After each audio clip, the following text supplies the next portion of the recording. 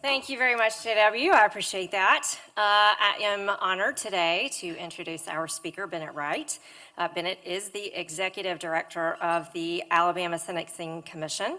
He's a native of Crow Indian Reservation in Montana and played football at the University of Idaho, but then obtained 2 degrees from Auburn University, War Eagle. I watched when Bennet was here a couple of years ago, and Ryan Hankins actually introduced him. And I will tell you that Ryan's introduction was very eloquent. He quoted Dostoevsky. He mentioned a tour of several of Alabama's facilities, prison facilities that he had done with Bennet. And I thought for a minute, oh, I could just copy his and give it and see if anyone noticed. And then when I mentioned that I was actually going to mention the fact that he had introduced Bennet, he was like, oh, did I say something good? So I should have just done that and no one would have known. All right, so I will share that Bennet and I do have a common friend, Judge Joseph Colquitt, chair of the Sentencing Commission and former circuit judge. And those of us that went to law school at Alabama and actually had Judge Colquitt for first-year criminal law, you'll remember he is the professor that actually would fire a gun with a blank bullet in it during class, back when you could do those sorts of things. I will share that Bennet's work at the Sentencing Commission and the state of Alabama's prisons is a source of frequent news attention and commentary, as I'm sure we have all read. I think Bennet will probably tell us more about that and the work that they are presently doing, but my takeaway is that it's really all about fairness. And I think that the mission statement that the commission has enacted really tells us everything that we need to know about their work, and I just want to share that with you really quickly. It reads, the Alabama Sentencing Commission shall work to establish and maintain an effective, fair, and efficient sentencing system for Alabama that enhances public safety, provides truth in sentencing, avoids unwarranted disparity, retains meaningful judicial discretion, recognizes the most efficient and effective use of correctional resources, and provides a meaningful array of sentencing options. Please welcome Bennet Wright.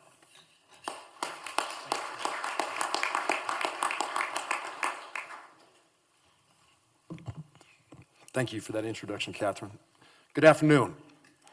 Don't be under any illusion this is going to be a feel-good speech today. What I'd like to discuss is a little bit, there's many aspects of the criminal justice system. I want to point out the huge crisis the state is facing with the prison system. I almost feel like the little boy that's cried wolf now for about 17 years in this job, but I think that, the chickens, the proverbial chickens, have kind of come home to roost. As really Catherine said, I kind of want to frame our conversation today, and she teed it up perfectly, by a quote from Judge Colquitt. Judge Colquitt was writing a law review article on criminal sentencing, and Judge Colquitt said, it is vital that we do not succumb to oversimplifying a complicated process and accepting easy answers. In this complicated area of law, solutions that sound simple are invariably based upon limited information or faulty assumptions. I don't think any truer statement could ever be said about the criminal justice system. There is no, quote, easy fix. And most of the solutions that most people put forward, they don't realize there's either huge funding gaps or there's many unintended consequences. To seriously further frame the problem, former Attorney General of the state of Alabama, now the Chief Judge of the 11th Circuit, Judge Pryor wrote in a law review article dating back to 2005, at both the federal and state levels of government, there's an ongoing revolution in the reform of systems for sentencing criminal offenders. Understanding this revolution requires study of several competing forces of political, economic, technological, and legal change. The same challenges that Judge Pryor illustrated here in 2005, 19 years later, are probably even more exaggerated. The struggle is there.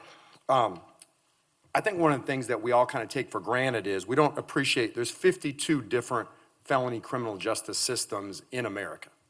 All 50 states have a completely different system. The District of Columbia has its own system, and then the federal government has its own system. So when people say, well, let's just do what someone else does, I don't think they realize you're encompassing what constitutes a crime, What constitutes a misdemeanor? What constitutes a felony? How long do you serve in prison? Who pays for it? Do you go to jail? Do you go to prison? Do you go to probation? There are so many different aspects. I had the pleasure of serving as the president and vice president of the National Association of Sentencing Commissions, and I can tell you, Alabama by far has the nation's most complicated criminal justice system known to man. If criminal justice options were an a la carte menu, Alabama said, we'll take everything on the menu. We have split sentences, we have determinate years of sentences, we have probation, we have parole, we have revocations, we have dips, we have dunks, we have life sentences, we have life without parole sentences, we have death sentences. You can go to jail, you can go to community corrections, you can go to DOC, you can go to drug court, you can go to mental health court, you can go to family court, you can go to veterans court, you can go to DA's pretrial diversion, you can go to community corrections pretrial diversion, you can get an electronic monitoring device. If you're otherwise eligible, you can get good time, but not everyone's eligible for maximum good time. Some people can only get 3 levels of good time. Other people can get 4 levels of good time. We have 3 different parole eligibility buckets. Okay? You have everything known to man in Alabama's criminal justice system. It's all there, and that's what makes it so complicated. Okay? I just want to give a little bit of recent history about how we ended up in the current quagmire that we are in the prison system.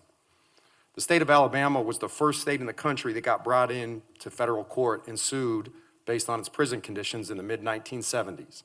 At that time, the famous federal judge Frank Johnson was the trial court judge, and partially through the actual litigation, Judge Johnson was elevated to the appellate bench and Judge Varner came on the case.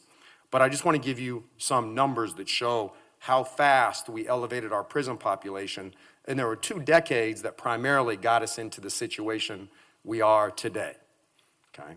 The first thing I want to show people is that even in the midst of a federal lawsuit, Alabama doubled its prison population, okay? So in between these 2 numbers that you see right now, we were in a similar circumstance to that in which we're facing right now. We're currently in the federal courts in the Middle District and the Northern District on various fronts of our prison system. But in the mid-1980s, Alabama doubled its prison population while it was in the midst of federal intervention. And guess what the state of Alabama did in the 1980s? Stop me if this sounds familiar. They floated bonds to build prisons. Okay, the 1980s was the last time the state of Alabama floated bonds. The state of Alabama in the mid-1980s floated $30 million worth of bonds to help build a prison. Okay, I want you to keep this in the back of your head. The newest prison in the state of Alabama is 26 years old. Okay, that's the newest physical facility we have in the state is 26 years old. Majority of the facilities that are still in use are nearing 40, 50, 60, over 60 years of age. Okay, so in that decade, we doubled it. What happened in the next decade? Alabama continued a national trend. It's not just Alabama's prison population that's increasing. Every state across the country and the District of Columbia's contributions to the federal system and the federal system are all increasing.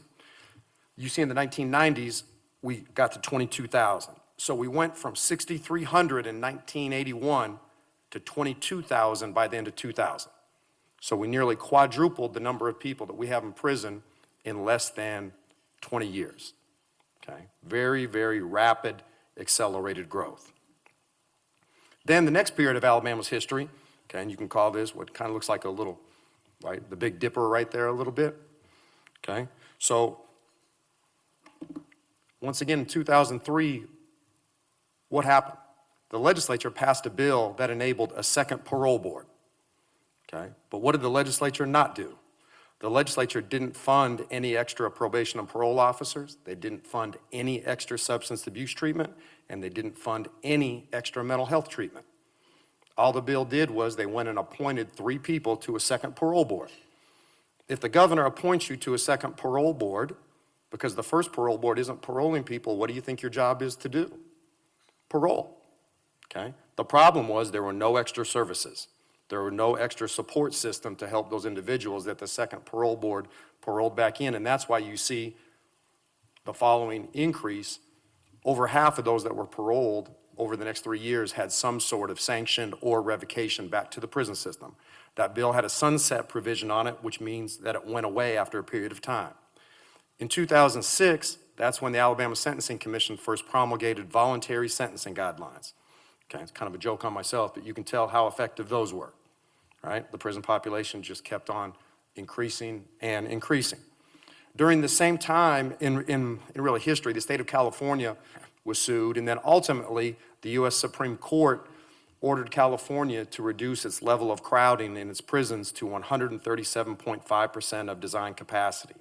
Okay? What the U.S. Supreme Court did not tell California to do, and this is, I've heard this said in a wrong fashion numerous times, they didn't tell them they had to release people. The U.S. Supreme Court told California, if you want to build new prisons, knock yourself out. If you want to contract with private prisons, knock yourself out. If you want to transfer individuals to county jail, knock yourself out. Or if you want to release them, knock yourself out. At that time, California was approximately operating at 180% of capacity. Alabama was operating at 198% of capacity. We were the only two states in excess of 130% of capacity. So there were two outliers. There were California and there were Alabama. Okay? California had to figure out what to do with 55,000 offenders to get 55,000 people out of their prisons within 3 years, because the state of California said, we're not going to build new prisons. We don't have enough money to contract for 55,000 people in private prisons, hence the famous realignment plan in California. And realignment is traditionally transferring offenders from the state system to county jails. Okay? I can tell you that wouldn't go over really well here in the state of Alabama, because here in Alabama, the state doesn't pay the counties for housing felons. Okay? So that would be a huge challenge. So then what happened in Alabama? Okay, Alabama kind of saw the writing on the wall, and so Alabama adopted presumptive sentencing guidelines. And so this was, for the first time in the state's history, judges no longer had unfettered discretion when sentencing individuals.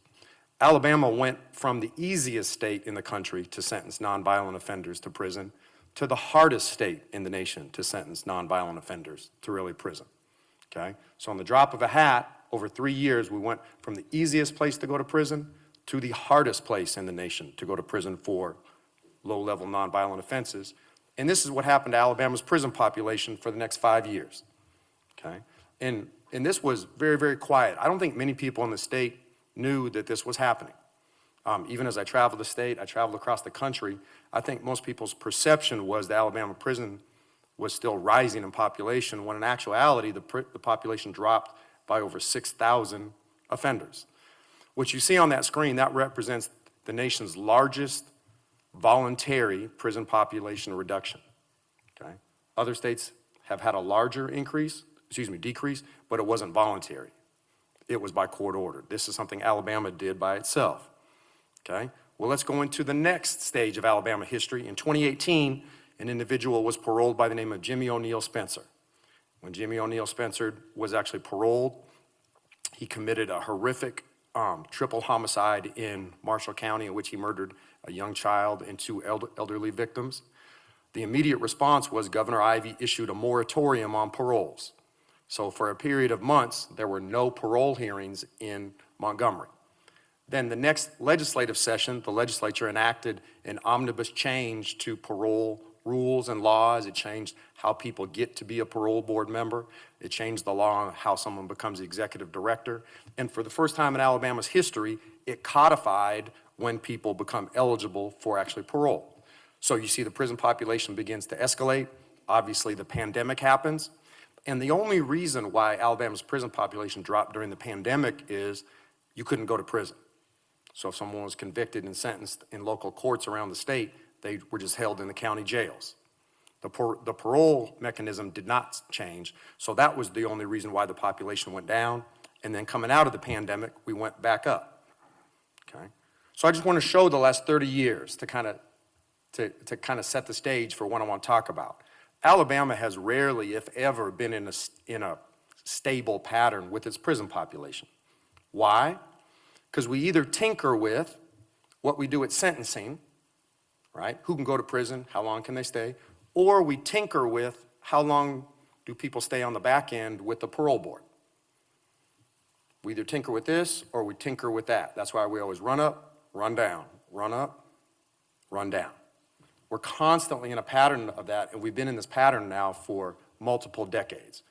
We either change the rules and laws about who can go to prison and for how long, or we change the laws and policies on the backside that govern how long people serve in prison, okay? And this might seem counterintuitive to really a lot of people, but the judge usually is not in charge of how long someone serves in prison, okay? We kind of have a counterintuitive system some of the time.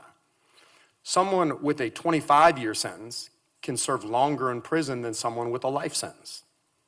Okay. Why is that? Because that's in the legal discretion of the board of paroles.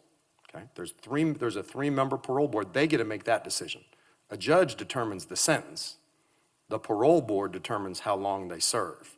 So I was caution everyone, this idea about if we simply reduce sentence lengths, you can actually reduce sentence lengths and increase the prison population if there isn't a corresponding policy change on the back end with the parole system. Okay, so I kind of give you that caveat. It's not as easy as people think it is. Most people think it boils down to sentence length. That's not the whole tale to the story. Okay, so like I said, there's only two factors that really determine the size of a prison population. But in Montgomery at the Alabama legislature, we fight like cats and dogs over both of them. They're both very nuanced and they're very controversial. The only two factors that influence the size of a prison population are how many people go to prison and how long do they stay. Okay? They'll sound kind of easy, but when you start to think about it, how do you write a law that does that? Okay? So let's think about this, and this is something that I don't want you to blurt out any answers here. Let's say on the way out of Birmingham, Bennet stops at a convenience store and I have the bright idea to pull out a gun and point it at the teller's head and say, if you don't give me all the money, I'm going to kill you. Okay? So the first question is, should Bennet go to prison or not? Okay? I think we all agree on that answer. Okay? I probably need to go to timeout, right? The second question that we start to disagree on is, what should Bennet's sentence be? Okay? What should my sentence be? Would it matter to you if I was high? Would it matter to you if I was drunk? Would it matter to you whether I was 70 years old or 18 years old? Would it matter to you if I had 5 prior felonies or no prior felonies? Would it matter to you if I was a single mom? Would it matter to you if I was otherwise married and successful? Okay. How do you write laws that encompass all these different varying factors based on not only but what I did, but all the surrounding factors around me? Okay. I would imagine if we took an anonymous poll in here, we'd come up with some wildly different answers on what the sentence length would be, right? But then the one question people don't really think about is, once I get that sentence, okay? So let's say a judge here in Jefferson County gives Bennet a 50-year sentence. Bennet gets 50 years for that. I get that, okay? Well, I'm gonna be parole eligible in 10 years on that sentence. Okay, that's when I'm eligible for a parole hearing, okay? Well, the really hard question is, what factors should the parole board factor in that decide how long I will serve? Okay. Would it matter to you if I didn't have any education and I went to prison and I got my GED? Would that matter to you? Would it matter if I didn't have any disciplinaries?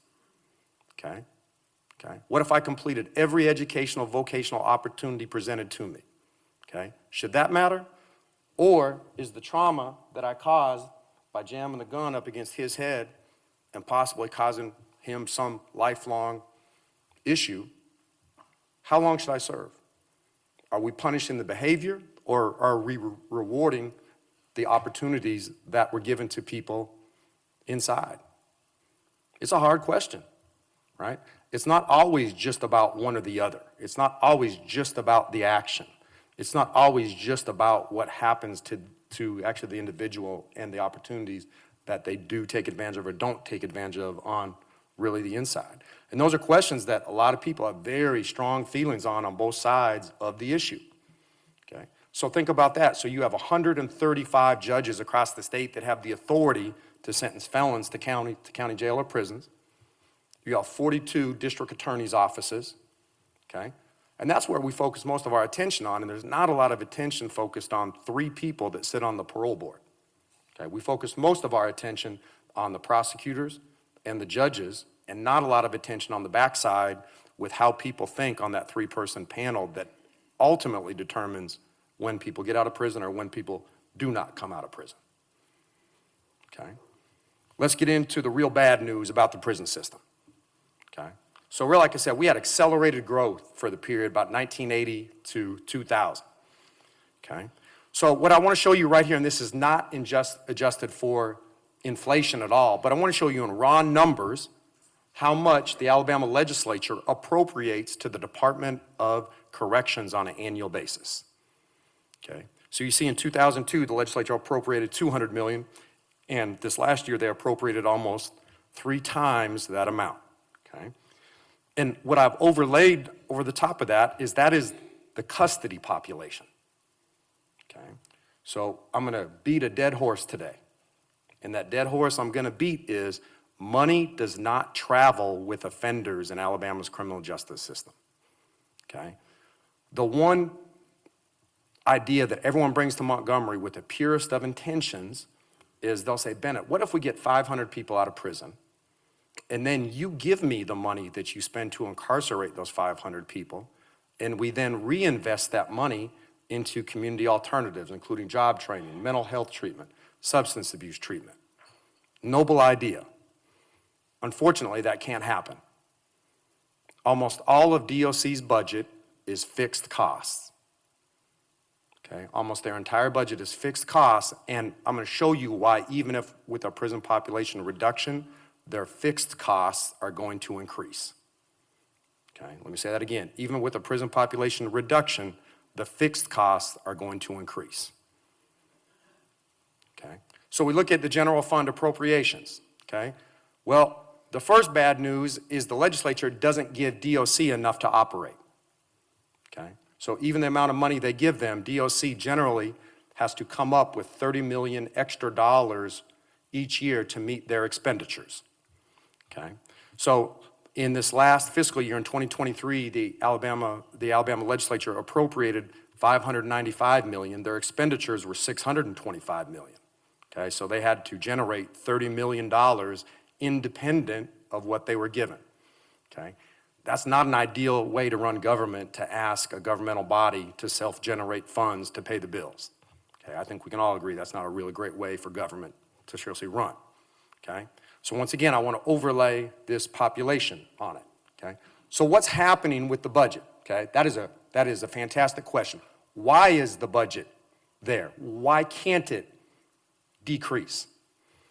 Okay, well, let's look at this. So if I put this on the screen, so this is just ADOC's personnel costs and benefits on an annual basis. Okay, and I know what you're thinking. You're thinking, Bennet, that's not that bad. That's not a very big upward trajectory. This is the scary part. What I've overlaid on top, that's the number of correctional officers that work inside the facilities. They have absolutely plummeted. We have 1,300 fewer correctional officers today than we did in 2012. Okay? And the answers for this are real easy. How many of you want to work in a prison? Okay? I can tell you from being on the Civic Club tour a lot of civic clubs, they'll tell me, Bennet, I want prison to be tough. I want prison to be tough. I want the offenders in there, I want them to learn their lesson. I think what people forget is the same conditions you impose upon offenders, you're also imposing on the state's largest law enforcement agency. That is the Alabama Department of Corrections. That's the state's single largest law enforcement agency. So if you wanted 100 degrees in the prison for the inmates, then you're asking a guard, you want the same conditions for him. You want airborne hepatitis, tuberculosis, okay? I want you to think about this. So the state has 24 different prison facilities, okay? You're a high school graduate, you think it's a noble profession, you sign up to go to the Law Enforcement Academy in Selma, you graduate, okay? Is there a prison next to your house probably? Probably not, okay? You get told which one of the 24 facilities you're going to at a fairly suppressed wage. You think you're gonna work the 8 to 5 shift Monday through Friday with your weekends and nights free to actually play with your kids, go see your wife, girlfriend? No. Okay, and then guess what? You get mandatory overtime on top of that. First couple years of your career, you're gonna work the worst shift imaginable. These are 24/7, 365-day facilities. You're gonna work the shift you don't wanna work. You're going to be subjected to 16 to 24 hours, possibly of mandatory overtime for each shift in pretty horrific conditions without much support. Does that sound really enjoyable to many people out here? Okay, that's why it's no surprise the attrition rate for correctional officers is 75% within 3 years. Okay, imagine running a business where everyone you train and hire quits or leaves you within 3 years. That's a hard way to run a business. Okay, who's the major competition? Cities and counties. So as a state, we pay correctional officers to go get trained, they get hired by DOC, and generally the first municipal police force or the first county sheriff that offers them a job, they leave. They get more money, better conditions, they don't have to be in a prison.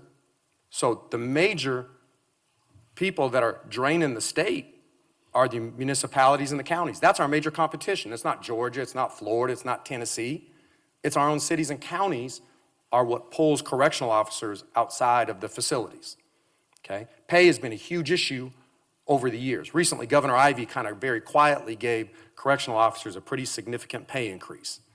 So since earlier this year, a starting correctional officer now makes $51,000 in a minimum security facility, $53,000 in a medium security, $55,000 at a maximum security facility. Okay, but if you just look at this graph, and this was before the pay increases went into effect, we should have another 2,000 correctional officers. That's the number of extra COs we should have. Okay, what do you think is going to happen to that green chart when we factor in $16,000 pay bumps, extra pension, health insurance, FICA, and an extra 2,000 employees? That 280, if we have the number of COs we should have, should skyrocket. Okay, we should have an extra 1,500, 1,600 today. Even with a reduced prison population, we should have 3,000 correctional officers. Okay, so that's the first part of the budget. We can't decrease the budget on correctional officers. Second, medical costs. Okay, so once again, these are just the medical costs. These are not adjusted for inflation. The medical contract has increased from $47 million in 2002 to $235 million in 2023. Okay. The medical contract for the Department of Corrections is higher than the legislature gives Alabama's entire court system to actually operate. Okay. DOC's medical contract is more than the unified judicial system budget itself. Okay. What's one of the reasons we're in federal court right now? Okay. Take a guess. It's the constitutional delivery of medical care and mental health care. Okay. Let me overlay this on top. Okay. Money does not track that. Okay. It's scary. I know it is. It's scary. Okay. And we're kind of in the best of times medically. Why? Okay. Let's really say you're a health provider. When you came in and bid on this, and actually, by the way, that 235 is an average, the state signed a $1.04 billion contract for 4.5 years. Okay, so that's what we're committed to, that 235. But if the population goes up significantly, guess what happens to the amount of money we have to pay the healthcare provider? It goes up too. Okay, so that 235 is the best of scenarios. Okay, we also don't have a huge geriatric prison population yet. Okay, it's on the way, but we really don't have a huge geriatric population in there.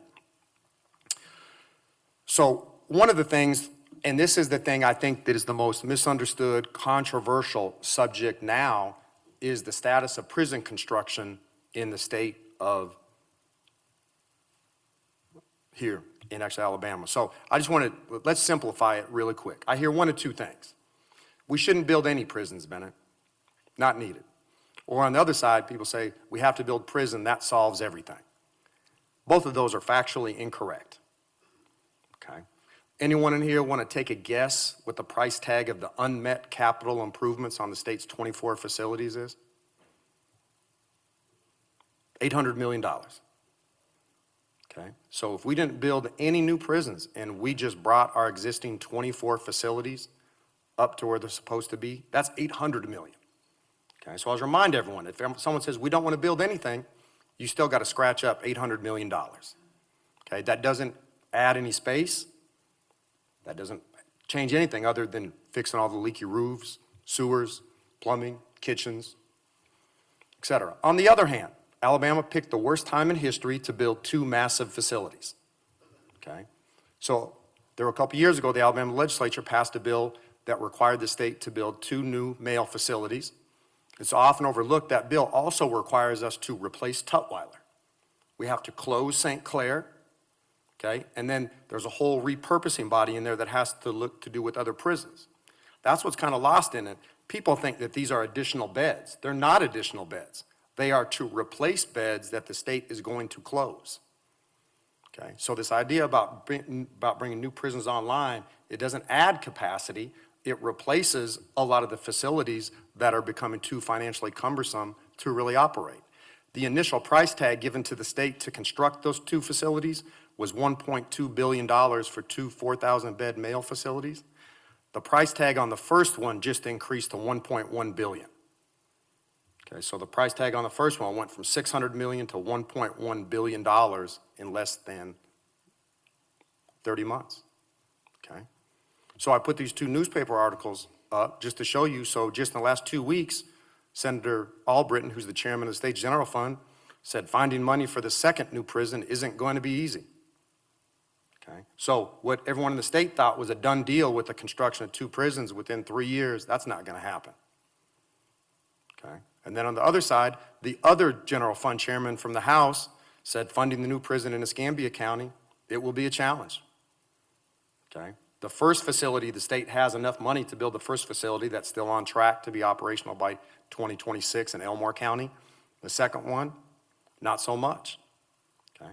So the tricky thing is even as the state embarks on new prison construction, the state has to invest money into the other facilities. Those two new male facilities replace 8,000 beds of the 20,000 existing beds used to house males in the state of Alabama. So there's still 12,000 offenders that the state has in facilities that are also in need of some semblance of refurbishments.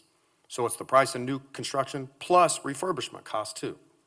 Okay, so it's not that easy. And for those that didn't want to build it all, it's at least $800 million, and that doesn't necessarily move the needle there. So I really kind of point out, you know, from a 35,000-foot view, I don't think as a state a lot of people agree on what our sentencing philosophy should be. I don't think, you know, I would think it'd be hard for general consensus, except for the easy cases, right? Bennet comes to Birmingham, shoots and kills someone, a lot of consensus on that. Okay? A lot of other crimes there's not a lot of consensus on. I don't think there's a statewide consensus on sentencing philosophy, and I definitely don't think there's a statewide consensus on how long people should serve in prison or what factors should be used to determine how long someone serves in prison. And then the state has pretty much underfunded its physical prison infrastructure ever since statehood. And that's why we landed in the situation that we're in right now. We voluntarily closed one prison after DOJ came to visit our prisons, okay? And I hate to spoil your lunch here. Why? There was an open sewer trench that ran through one of the prison kitchens, okay?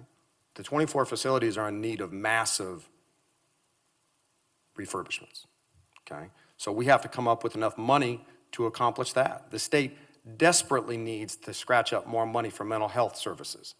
The state desperately needs to scratch up more money for substance abuse treatment, okay? Not as big of an issue here in Jefferson County. We still have almost 10 counties in the state where there's no accredited mental health treatment or substance abuse treatment, okay? So I want you to put yourself in the position of a judge where you have a defendant before you that's committed a criminal crime, but you know they're addicted to a substance, okay? But it's a low-level crime, okay? You're really caught between two terrible decisions. Do I incarcerate someone for possession of drugs, or do I let the person go knowing that they're not going to get any treatment? I think most people would agree those are two bad options, okay? And yet, that's what we're facing across the state, okay?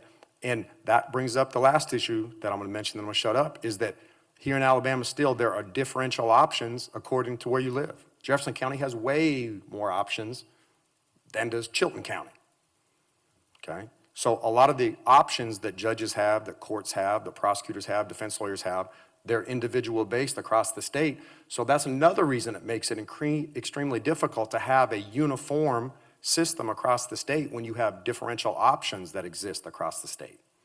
There's still 22 counties in the state that don't have a community corrections program. So it's either jail, prison, or probation in those counties. I'm looking at the time, being mindful of time. It's 12:45, so I will shut up and be quiet. And if anyone's had any questions, I'll be more than happy to answer any questions.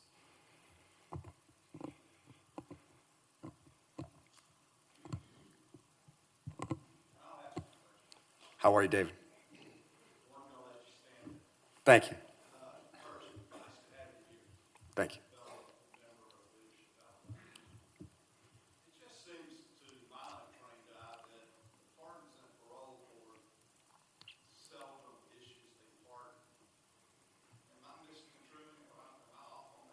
Are you referring to paroles or pardons? Sure. And I really wish I would have had, I should say, graph up here earlier. And I think that's the single most controversial issue right there. And that's why I kind of want to frame the issue. So in 2023, the grant rate was 8%. Okay, so 8% of people that had a parole hearing were really granted that. Okay, and I think the single biggest reason, okay, and I'm not saying one is actually right or wrong, but these are the trains of seriously thought, okay, and I'm gonna use my example again. Bennet holds a gun to JW's head, okay, I did that as an 18-year-old kid, okay, after I served 20 years in prison, I come up for parole and I'm denied parole, okay. I think half people think Bennet needs to sit his butt down. He caused great trauma to seriously JW, when other people are going to say, but no, Bennett's changed his life. Bennett is no longer a threat to public safety. If I really had to boil the really issue down, David, I think the parole issue comes down to, are we punishing the act, or are we looking at the possible transformation of the individual while they're incarcerated? And with the parole rates going down, I think that's a clear indication that the current parole board's philosophy is they're punishing what the criminal act was. Yes? So, what states do it right, and what are some suggestions that you have for Alabama to do it better? Sure. Well,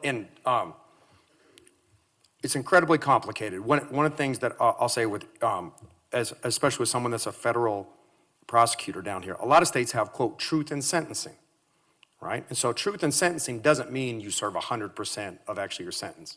So if you're convicted in federal court, you serve approximately 85% of your sentence unless you get residential drug treatment, blah, blah, blah. So there's actually even caveats to that. So what that means is if Bennet gets a 20-year sentence in the feds, I'm gonna do 17 years, okay? And a lot of people like that, right?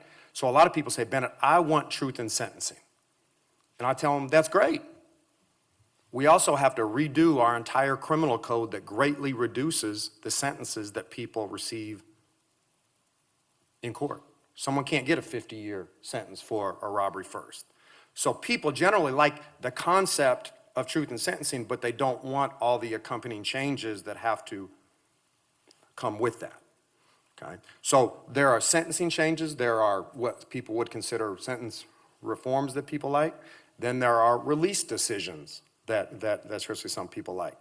I think the problem that we face is I don't think anyone wants to take on the problem as a holistic approach. They want to nibble around the edges, right? They either want to, I want to change sentencing, or I want to get Catherine off the parole board, and I want to put David on the parole board. And so the only way we are going to get this fixed and into a pattern of stability is when we take a bite at the whole apple. And I'm not sure right now that we have the political appetite to seriously take on the whole entire animal. So to kind of answer your question, I was asked about 8 years ago to run a model, what would it look like if we went to the federal system? Okay, answer is almost scary. We'd add almost 14,000 offenders within 9 to 10 years.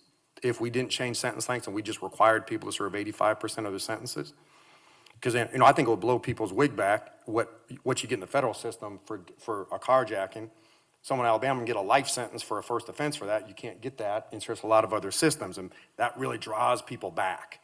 So I don't have the exact answer to your question, but I think it's dangerous to just change, if we just change sentencing, you don't change parole, you haven't solved anything. If you just change parole without changing sentencing, then we're back on this hamster wheel.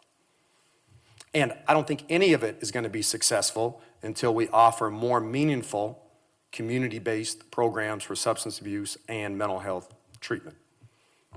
Yes? Has there been a state that has changed its criminal code significantly in the last 20 years? And I'm assuming the answer is no. Have you talked to anyone down in Montgomery that would have any appetite to start going down that road here? I wouldn't say anyone's changed their criminal code. They really have changed their system. So I'll just give you an example. So in the state of Kansas, they also have truth in sentencing. Okay, it almost sounds comical. I got a call from their Chief Justice about 7 or 8 years ago, and he said, Bennett, we're in a crisis. I'd ran into the Chief Justice of Kansas at a conference. He said, we're in a crisis. Our prison system is operating at 106% of capacity. Right? And that was a crisis to Kansas. Why? Because they have a state law where they're required to change their guidelines if their prison system gets over a certain percentage of capacity. Okay, I can tell you that will not happen here in the state of Alabama. Okay, there's no way the Alabama legislature passes a law like that. But that gives you an idea about some of the policies and places with other states where there are mechanisms that are triggered either based on prison population or funding mechanisms. There are really other states, I don't think we have the work power to do it. In some places, you have to prove your substance abuse and mental health programs are working to get any taxpayer-funded money that comes out of the budget. Okay, that doesn't happen here in Alabama, right? If you're operational and you can provide it, you're probably going to get some really funding. I'm not saying it's a bad thing, but I think there's more accountability across the criminal justice system outside of the state of Alabama than the one that we currently have in place here. Yes, sir.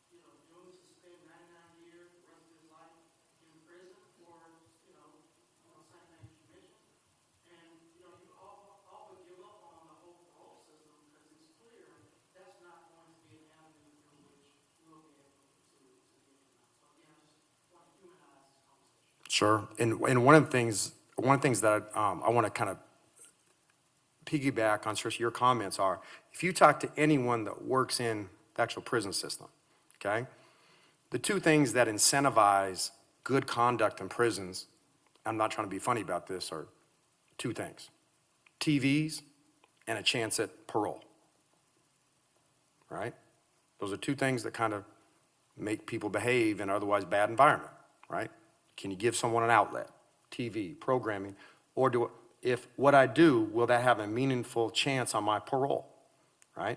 So if you talk to anyone who works inside the prison system, hope is, there's a lot of hope evaporating across the prison system. So if someone loses hope in a prison system, how do you think they're gonna act, okay? And that's making the conditions that much more difficult inside the prisons. Is a lot of people are no longer taking advantage of opportunities that are actually provided to them, because those opportunities they take advantage of, they don't feel that they're being credited, or the parole board is taking the successful completion of those opportunities into account when really making that decision. So some people are just saying, I'm not gonna do anything. I'm just gonna sit here all day. I'm not gonna take a class. If it's not gonna help me, why am I gonna do that? Why in the world would I go to drug treatment? Why would I get my GED if it's not gonna matter? So there's changes, those are unintended, actually, consequences. So when I hear people say, I don't want anyone paroled, well, what do you think the change in behavior is going to be here in the prison system. It's not going to be good, okay? Now, I'm sure not saying we should have 100% grant of actually parole, but like I said, I think it's hard. I don't think a lot of people clearly agree on the idea of what should factor into that parole decision, but the rates have plummeted. So we went from a parole rate of almost 50% in 2016, 27%, a parole rate of 50%, down to a parole rate of 8% last year. And in some months, it was as low as 1%. Why is that? We didn't have a third parole board member because of the political appointment process, and if there's a tie vote, the person does not get out of prison. So if it's a 1-to-1 vote with the two members, the person stays in. Sure. One more question. Yes, ma'am. Talk about the conditions in the prison and how degrading it is, and how that might affect the prisoners after they get out, just what they experience there. Sure. Well, and it was mentioned before, so prior to the pandemic, I regularly gave prison tours a lot. I think the big thing people aren't used to is the prisons are not air conditioned, right? So the only portions of prison that are air conditioned are where inmates are under psychotropic meds or the administration units. So in the summer, there are these giant industrial fans, okay? And I really think I remember being this with Ryan. You're in a room maybe this size, it has 300 people in it, and you have 8 industrial fans, okay? They're not real quiet fans, okay? So even when we give tours, I typically, hey, JW, this is 300 people out here, okay? And so I remind everyone, okay, a lot of these units where we say a lot of these units are the same places where they receive treatment. They get programming, right? So let's say this head table, we're doing a GED class at this head table. You got 8 industrial fans that are blowing real loud, okay? How well do you think you're going to do in educational-wise or treatment-wise in that sort of environment, okay? It's incredibly rough. The conditions, it can get incredibly hot, it can get cold. There have been cases of TB outbreaks. And the staffing is so underwhelming, that's part of the reason that we're in federal court right now, is it's alleged that we can't provide safety to inmates from other inmates, whether it's physical violence and sexual violence, okay? It's not uncommon at some prisons at night to only have 20 correctional officers on duty that have 1,300 offenders inside the prison, okay? There's no way you can properly manage a group of 1,300 people with 20 officers. There's a lot of violence in the prisons. There's a lot of sexual violence in the prisons. There's extortions. There's kidnappings, okay? They aren't really, it's not a group of us here in the Harbert Center being quiet and being respectful of each other's time and space and peacefulness. That's not a typical prison. Thank you. A round of applause for our speaker.